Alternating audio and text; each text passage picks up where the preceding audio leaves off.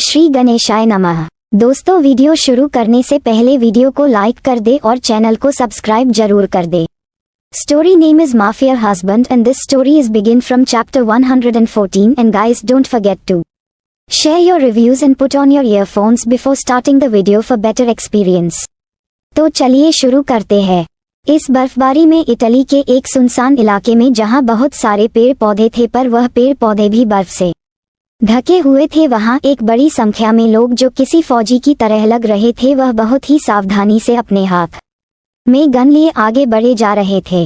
कुछ ही देर में उस इलाके के चारों तरफ अचानक से बम विस्फोट होने लगते हैं और उस बर्फ में भी अचानक से आग की लपटें दिखाई देने लगती है और देखते ही देखते पूरा इलाका जलने लगता है। अभी तक जहां चारों तरफ बर्फ दिख रही थी अब केवल धुआं ही धुआं दिखाई दे रहा था। इसके साथ ही कुछ लोगों के चिल्लाने की भी आवाज आ रही थी। वह पूरा सुनसान इलाका और साथ ही वहां पर बना एक पुराना खंडहर जैसा विला भी कुछ ही घंटे में जलकर खाक हो जाता है। आप सुनाई दे रहा था तो केवल बर्फीली हवाओं का शोर, साथ ही गिरती हुई बर्फ का। दूसरी तरफ अर्जेंटीना में क्रिस्टोफर के कमरे में क्रिस्टोफर अभी सो रहा था, तभी उसके मोबाइल की रिंग होता है ट्विस्ट पर। यूं ही सोते हुए जब फोन कॉल को रिसीव करता है तो उसे एक बेहद कठोर आवाज सुनाई देती है। सुनो गैब्रियल, तुम्हारे बेस कैंप में हमला हुआ है। नौशाद की टीम और साइमन ने तुम्हारे बेस कैंप को पूरी तरीके से तबाह कर दिया है और तुम्हारे वहां के आदमी भी मारे गए हैं। क्रिस्टोफर जैसे ही यह शब्द को सुनता है वह शॉक्ड होकर उठ जाता है और अपनी भारी आवाज में पूछता है, हाँ इट्स पॉसिबल, इतनी कड़ी सुरक्षा के बाद भी उन लोगों ने हमला कैसे कर दिया? लेकिन सीक्रेट इन्फॉर्मेशन के मुताबिक उन्होंने 2 दिन बाद हमला करने की तैयारी बनाई थी, फिर अचानक से यह हमला कैसे हो गया?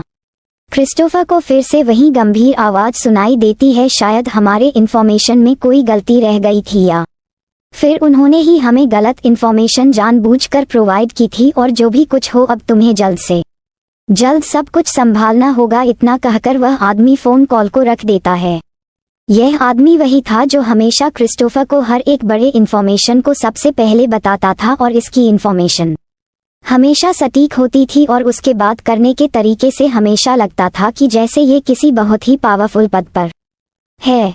क्रिस्टोफर तुरंत ही उठकर एडम को फोन लगने लगता है पर एडम का फोन नॉट रीचेबल आता है। इसके बाद वह फिर से मारिया और बाकी मेंबर्स को फोन करने लगता है, लेकिन सबका फोन नॉट रीचेबल ही आता है। क्रिस्टोफर जल्दी से अपने इलाके में डैनियल को फोन करता है, लेकिन उसका भी फोन नॉट रीचेबल आ रहा था। उसने जल्दी से अब क्रिस्टीना और शेल्वी को फोन किया पर सबका फोन नॉट रीचेबल आ रहा था। इस तरह से अचानक से सबके फोन नॉट रीचेबल आने से क्रिस्टोफर अब बहुत ज्यादा परेशान हो गया था, खासतौर से उसे जब मिला के सब लोगों के फोन नॉट रीचेबल आ रहे थे। अब से उसे शेल्वी की सेफ्टी को लेकर डर लग रहा था कि कहीं उन लोगों ने विला में तो हमला नहीं किया है, और अगर ऐसा किया होगा तो इसके आगे क्रिस्टोफर तो सोचा भी नहीं जा रहा था का। क्रिस्टोफर अब और देर नहीं कर सकता था, इसीलिए उसने सबसे पहले अर्जेंटीना से इटली के लिए एक जेट तैयार करने के लिए तुरंत ही अपने मैनेजमेंट को फोन किया। Management team, hello sir, Christopher मैं अगले 1 घंटे में एयरपोर्ट पहुंच रहा हूं, तब तक मुझे एक जेट तैयार चाहिए। मैं अभी के अभी इटली के लिए रवाना हो रहा हूं। दूसरी तरफ से मैनेजमेंट, सॉरी सर, आप अभी इटली के लिए रवाना नहीं हो सकते क्योंकि यूरोप में भारी बर्फबारी हो रही है, साथ ही वहां बहुत तेज बर्फीली हवाएं चल रही हैं। इससे वहां का मौसम बहुत ज्यादा खराब है और इस खराब मौसम में हम किसी भी प्लेन को टेक ऑफ नहीं कर सकते हैं। हमें सबसे पहले मौसम साफ होने का वेट करना होगा, उसके बाद ही आप इटली के लिए रवाना हो सकते हैं। क्रिस्टोफर गुस्से में अपने दांतों को भेजते हुए कहता है, आई डोंट केयर, मुझे कोई फर्क नहीं पड़ता है। मुझे अभी के अभी एक जेट तैयार चाहिए, किसी भी हाल में मैं एक पल भी यहाँ नहीं रख सकता हूँ। मुझे अभी के अभी इटली जाना होगा और तुम लोग जेट तैयार करो, यह मेरा ऑर्डर है। ये कहने के बाद क्रिस्टोफर फोन कॉल को रख देता है। वह परेशानी से वह अपनी इम्पोर्टेंट सामान को रखने लगता है। उसे अपने बेस काम की तो चिंता थी पर उसे कहीं ज्यादा उसे शेल्वी की चिंता हो रही थी, जिसके कारण अब 1 मिनट भी नहीं रुक सकता था। क्रिस्टोफर सब सामान लेकर विला से बाहर निकलने लगता है, तभी उसे बाहर जस्टिन अपने हाथ में जग लिए मिल जाता है, जो कि शायद पानी पीने आया था। जब वह क्रिस्टोफर को इतनी जल्दबाजी में बाहर निकलते हुए देखाता है तो वह दौड़कर क्रिस्टोफर के पास जाकर पूछता है, क्रिस्टोफर तुम इतनी जल्दबाजी में इतनी रात को कहाँ जा रहे हो? क्रिस्टोफर एक शब्द में जवाब देता है, इटली। इतना सुनते ही जस्टिन जल्दी से क्रिस्टोफर के हाथों को पकड़ते हुए कहता है, ये तुम क्या कह रहे हो? अभी तो यूरोप में बहुत ज्यादा बर्फबारी और बर्फीले तूफान चल रहे हैं, वहां तो हाई अलर्ट जारी है, तुम इटली कैसे जा सकते हो? क्रिस्टोफर गुस्से में अपने हाथ उसके हाथों से झटकते हुए कहता है, मुझे इससे कोई फर्क नहीं पड़ता है, मुझे बस अभी के अभी वहां जाना है। शेल्वी खतरे में है, वहां कुछ बहुत बुरा हुआ है, मैं शेल्वी को किसी कीमत पर कुछ नहीं होने दे सकता, मुझे अभी जाना होगा। ये कहकर क्रिस्टोफर तेज कदमों से बाहर निकलने लगता है कि तभी जस्टिन फिर से उसके सामने आ जाता है। जस्टिन इस बार घबराते हुए उससे पूछता है, ये तुम क्या कह रहे हो? क्रिस्टोफर शेल्वी की जान खतरे में है, पर ये कैसे हो सकता है? वह तो विला में है ना, तुम्हारी टाइट सिक्योरिटी में उसे कैसे कुछ हो सकता है? क्रिस्टोफर गुस्से में जस्टिन को साइड करते हुए कहता है, अभी मेरे पास समय नहीं है तुम्हें कुछ भी बताने के लिए, मुझे अभी के अभी जाना होगा। पर जस्टिन फिर से उसके सामने आ जाता है और फिर उससे कहता है, तुम अभी नहीं जा सकते हो, अगर तुम इस मौसम में वहां गए तो तुम्हें पता है कि क्या हो सकता है, तुम्हारी खुद की जान खतरे में आ जाएगी। क्रिस्टोफर, और मैं तुम्हें अपनी जान खतरे में डालते हुए नहीं देख सकता, तुम कहीं नहीं जाओगे, अभी हम कल तक का वेट करेंगे। क्रिस्टोफर अब अपने गुस्से में जस्टिन को एक पांच मारते हुए कहता है, तुम्हें समझ नहीं आ रहा है, शेल्वी खतरे में है, क्या तुम सिचुएशन समझ रहे हो? तुम अभी मेरी फिक्र कर रहे हो, पर मुझे खुद की कोई फिक्र नहीं है, मुझे बस किसी भी हाल में सही सलामत अपनी शेल्वी चाहिए। इतना कहते हुए वह तेज कदमों के साथ विला से जाने लगता है। वही पीछे जस्टिन क्रिस्टोफर के 5 से 1 मिनट के लिए तो पूरी तरीके से ब्लैक हो जाता है, क्योंकि क्रिस्टोफर ने सच में बहुत जोर से उसे 5 मारा था, पर फिर वह जल्दी से होश में आते हुए वह भी क्रिस्टोफर के पीछे दौड़ लगा देता है और क्रिस्टोफर के गाड़ी में बैठने के साथ ही वह भी बैठ जाता है। उसके बैठते ही क्रिस्टोफर उसे घूर कर देखता है और फिर कहता है, जस्टिन अभी के अभी बाहर निकालो।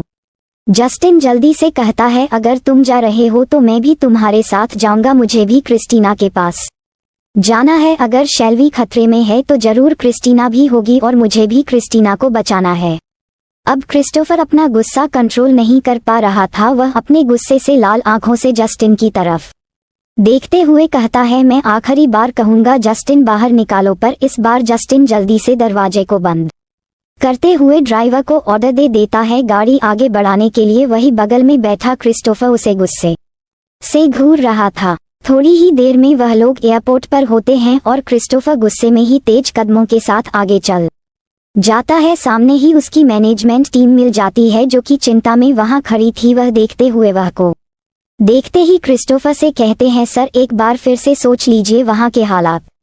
वह इतना बोल ही पाया था कि क्रिस्टोफर अपनी लाल आंखों से उसकी तरफ देखा है। इसके बाद वह मैनेजमेंट टीम आगे कुछ नहीं बोलता है और क्रिस्टोफर तेज कदमों से प्लेन में बैठ जाता है। इसके साथ ही जस्टिन भी बैठ जाता है। थोड़ी ही देर में प्लेन इटली के लिए रवाना हो जाती है।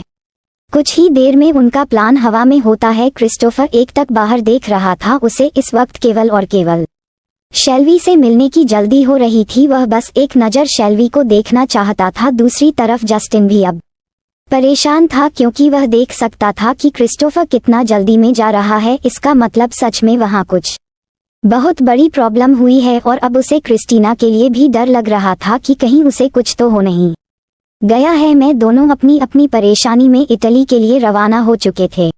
दूसरी तरफ इटली में एडम एक सुनसान जगह में पूरा लहूलुहान पड़ा हुआ था। साथ ही उसके हाथ पैर भी छील चुके थे, जल चुके थे। कुछ ही दूरी में मारिया भी कुछ आदमियों के साथ पड़ी हुई थी, वह भी जगह जगह से जल चुकी थी और यही हाल बाकी सभी आदमियों का था। दरअसल वह लोग इस बेस कैंप में थे जहां पर हमला हुआ था और वह किसी तरीके से अपनी जान बचाकर बाहर निकल आए थे, पर फिर उन लोगों के ऊपर गोलियों की बरसात होने लगी। वह लोग पहले से ही घायल थे, जिस वजह से वह और सामना नहीं कर पाए और फिर उन लोगों को छुपाते हुए यहाँ आना पड़ा। वह लोग अभी पड़े हुए ही थे कि तभी उन लोगों को अपने आसपास कुछ कमांडो दिखाई दिए, जिन्होंने पूरी तरीके से अपने आप को ढक रखा था। साथ ही उनके हाथ में हथियार भी थे। जब एडम और बाकी टीम मेंबर्स उन लोगों को देखते हैं तो वह काफी डर जाते हैं, क्योंकि उनकी हालत यह नहीं थी कि वह उन लोगों का सामना कर सके। पर वह आश्चर्य में तब पड़ जाते हैं जब वह लोग अचानक से ही उन लोगों को अपने कंधे में उठाकर तेजी से वहां से जाने लगते हैं। ऐसा लग रहा था जैसे कि वह उन लोगों को बचाने आए थे और देखते ही देखते पलक झपकते वह लोग तेजी से उन सबको वहां से लेकर बहुत दूर आ जाते हैं।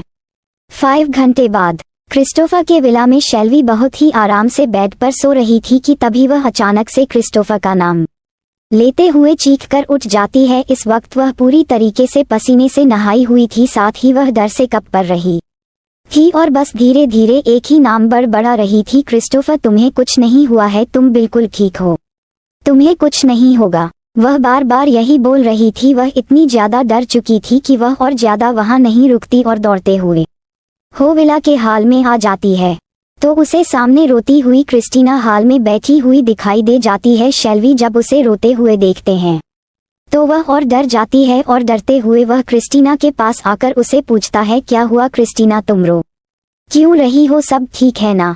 क्रिस्टीना रोते हुए उसकी तरफ देखती है और फिर बहुत ही मुश्किल से रुक रुक कर बोलती है, मैडम वो सर पर वह कुछ बोल नहीं पाती। जब शेल्वी उसके मुंह से क्रिस्टोफर का जिक्र सुनती है तो वह तेजी से उसके पास आकर उसे पूछता है, क्या तुम कुछ क्रिस्टोफर के बारे में बताना चाहती हो? क्या हुआ क्रिस्टोफर को? क्रिस्टीना जल्दी बताओ, मुझे डर लग रहा है। क्रिस्टीना रोते हुए बताने लगते हैं, मैडम सर इतनी बर्फबारी में ही अर्जेंटीना से इटली के लिए निकल गए थे, पर बर्फबारी तेज होने से उन लोगों को रास्ता दिखाई नहीं दे रहा था और बर्फीली हवाओं के कारण वह लोग रास्ता भटक गए। इतना कहकर क्रिस्टीना तेज से रोने लगती है। अब शेल्वी के आंखों में भी के आंसू आ चुके थे और साथ ही उसे क्रिस्टीना पर गुस्सा आ रहा था क्योंकि वह उसे साफ साफ बात नहीं रही थी। तो वह रोते हुए क्रिस्टीना पर गुस्सा करते हुए पूछता है, क्रिस्टीना क्या हुआ, आगे बताओ। क्रिस्टीना रोते हुए है सामने पड़े रिमोट से टीवी ऑन कर देती है। टीवी ऑन करते ही सामने क्रिस्टोफर के बारे में न्यूज़ चल रही थी जिसमें एंकर बता रही थी कि आज फुटबॉल जगत के फेमस फुटबॉलर क्रिस्टोफर अर्जेंटीना से इटली आते वक्त इटली में ही बर्फीले पहाड़ से टकरा गया है और ब्लास्ट हो चुका है। न्यूज़ के मुताबिक उसमें फेमस फुटबॉलर क्रिस्टोफर और जस्टिन के साथ बाकी जितने भी लोग थे उनमें से कोई भी शायद ही बचा होगा। इस न्यूज़ को सुनते ही शेल्वी बेहोश होकर धड़ाम से नीचे गिर जाती है। So don't forget to share your review and comment your best part of an story. और अगर आपने अभी तक हमारे चैनल को सब्सक्राइब नहीं किया तो कृपया इसे सब्सक्राइब करें और बेल आइकन पर क्लिक करें ताकि आप हमारी नई कहानी पहले पा सके। And if you like my story so comments your feelings with heart emoji. तो मिलते हैं नेक्स्ट वीडियो, तब तक के लिए राधे राधे।